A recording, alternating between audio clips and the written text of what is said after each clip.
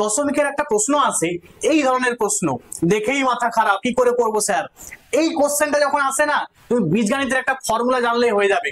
তো উত্তরটা কি হবে দেখো, এখানে প্লাস দেখতে পাবে, উত্তরটা মাথায় খেয়াল রাখবে কি হয়ে যাবে না এ প্লাস বি হয়ে যাবে।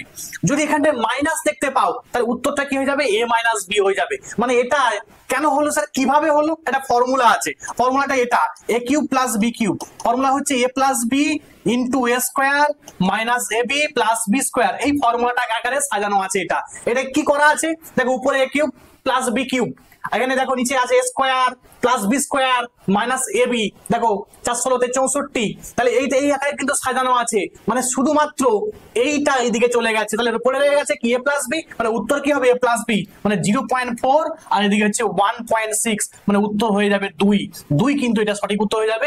তোমরা কমেন্টে জানাবে এটার উত্তর কত হবে, এটাও কিন্তু পরীক্ষার জন্য ইম্পর্টেন্ট, তোমরা কমেন্টে জানাবে।